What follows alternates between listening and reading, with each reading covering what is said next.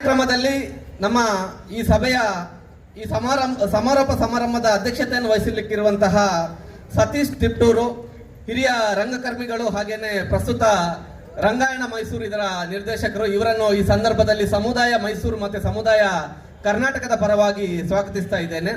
ಹಾಗೇನೆ ಸಮಾರೋಪದ ನುಡಿಗಳನ್ನಾಡಲಿಕ್ಕೆ ಇರುವಂತಹ ರತಿರಾವ್ ಸಮತಾ ವೇದಿಕೆ ಹಾಗೂ ರಾಷ್ಟ್ರೀಯ ಅಧ್ಯಕ್ಷರು ಅಖಿಲ ಭಾರತ ಪ್ರಗತಿಪರ ಮಹಿಳಾ ವೇದಿಕೆ, ಇವರನ್ನು ಕೂಡ ಈ ಸಂದರ್ಭದಲ್ಲಿ ಸಮುದಾಯ ಮೈಸೂರು ಮತ್ತು ಸಮುದಾಯ ಕರ್ನಾಟಕದ ಪರವಾಗಿ ಸ್ವಾಗತಿಸ್ತಾ ಇದ್ದೇನೆ. ಹಾಗೇನೆ ನಮ್ಮೊಂದಿಗಿರುವಂತಹ ಕಾಳೇಗೌಡ ನಾಗಾವರ, ಅಹಿಂದ ಜವರಪ್ಪ, ಸುಶೀಲಾ ಬಸು, ಬಸವರಾಜ ರೈತ ಸಂಘ, ಇವರನ್ನು ಕೂಡ ಈ ಸಂದರ್ಭದಲ್ಲಿ ಸಮುದಾಯ ಮೈಸೂರು ಮತ್ತು ಸಮುದಾಯ ಕರ್ನಾಟಕದ ಪರವಾಗಿ ಅವರನ್ನು ಕೂಡ ಈ ಸಂದರ್ಭದಲ್ಲಿ ಸ್ವಾಗತಿಸ್ತಾ ಇದ್ದೇನೆ. ಹಾಗೇನೆ ಈ ರಂಗ ಗೌರವವನ್ನು ಪಡೆಯಲಿಕ್ಕಿರುವಂತಹ ಪ್ರಕಾಶ್ ಶೆಣೈ, ಹಾಗೇನೆ ಪ್ರೊಫೆಸರ್ SR ರಮೇಶ್, ಶಿವಾಜಿ ರಾವ್ ಜಾಧವ್, ನಂದಾ ಹಳೆಮನೆ ಕೂಡ ನಮ್ಮ ಜೊತೆ ಇದ್ದಾರೆ. ದಯವಿಟ್ಟು ಇವರು ಕೂಡ ವೇದಿಕೆಗೆ ಬರಬೇಕು ಕೇಳ್ಕೊತಾ ಇದ್ದೀನಿ. ನಾನು 3 ದಿನದಿಂದ ನೋಡ್ತಾನೆ ಇದ್ದೀನಿ.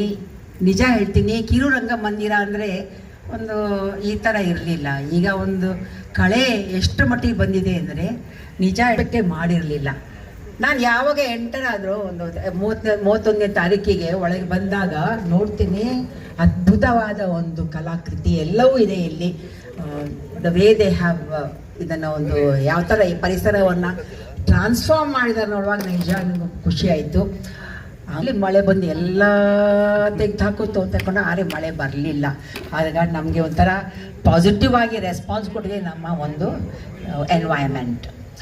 ನಾನು ಯಾಕೆ ಬಹಳ ಮುಖ್ಯ ಆಗುತ್ತೆ ಈ ಸಮುದಾಯ 50 ಅಂದರೆ 1976-78 ಆ ಟೈಮಲ್ಲಿ ಸಮುದಾಯ ಆಗಲೇ ಫಾರ್ಮ್ ಆಗಿತ್ತು. ನನಗೆ ಬೆಂಗಳೂರು ಹೆಚ್ಚು ಅದಕ್ಕೆ ಇದಾಗಿತ್ತು.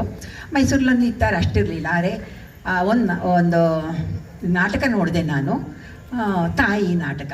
ಅದು ತಾಯಿಯಾಗಿ ಆ್ಯಕ್ಟ್ ಮಾಡಿದವರು ರಾಮೇಶ್ವರ್ ವರ್ಮ. ನನಗೆ ಅಷ್ಟೊಂದು ಪರಿಚಯ ಇರಲಿಲ್ಲ. ಅದ್ಭುತವಾದ ನಟನೆ ಆಗಿತ್ತದು. ಅಷ್ಟೊಂದು ನಾನು ಆ ತಾಯಿ ಕಾದಂಬರಿ ಕೂಡ ಓದಿದ್ದೆ.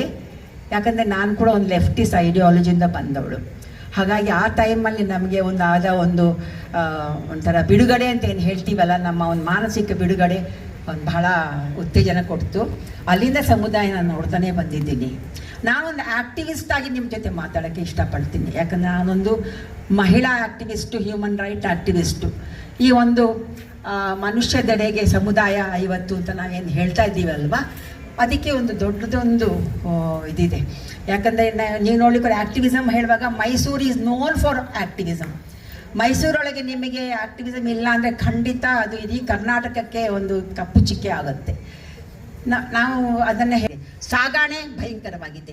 ಯಾಕೆ ಈ ಥರ ಆಗ್ತಾ ಇದೆ? ಇದಕ್ಕೆ ನಾವು ಹೇಗೆ ಒಂದು ಬ್ರೇಕ್ ಕೊಡಬೇಕು ಅಂತ ಸಮುದಾಯ ಮಾಡೋಕ್ಕೆ ಸಾಧ್ಯ.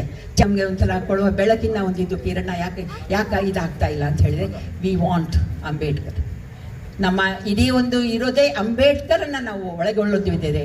ಅಂಬೇಡ್ಕರ್ನ ಫಸ್ಟ್ ಇದು ಮಾಡದೇ ಇದ್ದರೆ ಅರ್ಥ ಮಾಡ್ಕೊಳ್ದೆ, ಅಂಬೇಡ್ಕರ್ ಜೊತೆ ಇರುವ ಎಲ್ಲ ಬುದ್ಧ, ಬಸವ ಇವರೆಲ್ಲರೂ ಸೇರಿಸ್ಕೊಳ್ಳೋದಿದ್ದಾರೆ. ನಾವು ಮನಸ್ಸನ್ನು ಕಾಣೋದು ಎಲ್ಲ ಮನುಷ್ಯರ ಒಂದು ಗುಣ ಆಗಬೇಕು ಅಂತಕ್ಕಂಥದ್ದೇ ಸಮುದಾಯ ಸಾಂಸ್ಕೃತಿಕವಾದಂಥ ಆಶಯ. ಹೀಗಾಗಿ ಅದಕ್ಕೆ ಒಂದು ಈಗ ಇಟ್ಕೊಂಡಿದ್ದೇವೆ 3 ಜನ ಮಹನೀಯರು.